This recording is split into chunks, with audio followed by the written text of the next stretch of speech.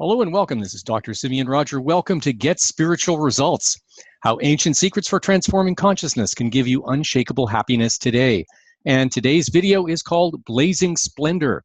It's helping you to break through the self-imposed blinders of Western culture. So let's have a look. Okay, most of us were brought up in modern society and we're so far removed from what it is to live in an authentic spiritual culture that we simply have no coordinates for understanding what it would mean to be surrounded by people wholeheartedly dedicated to striving for enlightenment.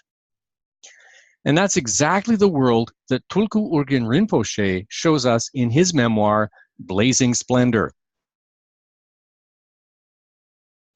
Now, recounting his and his family's experiences during his childhood in pre-occupation Tibet, he describes a world almost beyond our ability to process.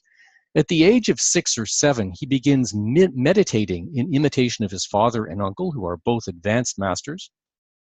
And later in his childhood, he develops a degree of clairvoyance and uses it to impress the people around him. However, to his credit, he realizes that this kind of knowledge without the wisdom or the intention to actually help people is worthless, a kind of charlatanism. Similarly, we meet a group of nuns who skewer every spiritual teacher who comes calling with questions designed specifically to separate the genuine guru from the pretentious imposter. The spiritual practices we encounter in this world can be quite alarming or incredible to a Western reader, like the Chud practice of all-night graveyard meditation, battling demonic manifestations, not mandatory by the way, the rare practice of spending a year at a time meditating walled up in a cave with just a small opening to pass food in, also not mandatory.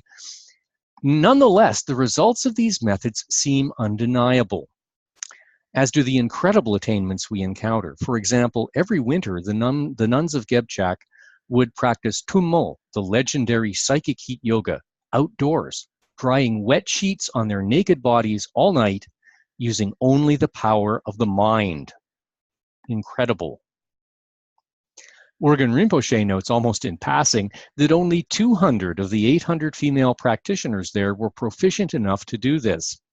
But think of it, in a single place, there were 200 women so advanced in highest yoga tantra that they could sit outside naked through a sub-zero winter night while drying cold, wet sheets draped over them. Any ordinary human being would die of hypothermia.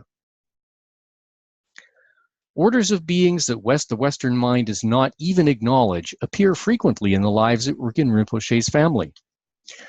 In a world of rather vocal nature spirits, spontaneously appearing spiritual objects, incarnate dakinis, and impromptu prophecies by teenage girls indicating the locations of long-lost texts, life was certainly interesting.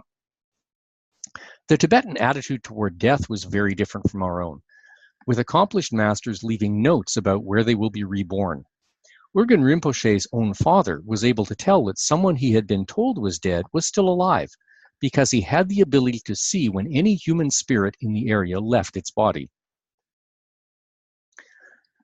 No one can fully understand a tradition without having at least some idea of how its worldview really plays out outside the context of modern culture. Too often when we study ancient traditions, our ideas about how they view the world are cartoonish projections from our own experience. In order to get past this, we have to develop the ability to abstract ourselves from our own life experience and cultural context and put ourselves in the mind of a completely different culture. Until we do this, we will always be, to some extent, prisoners of our own context. We don't claim that Tibetan culture was perfect, but much of what it achieved is a powerful antidote to the most unfortunate elements of our own. I'm Dr. Simeon Roger. That's it for now. We'll see you next time.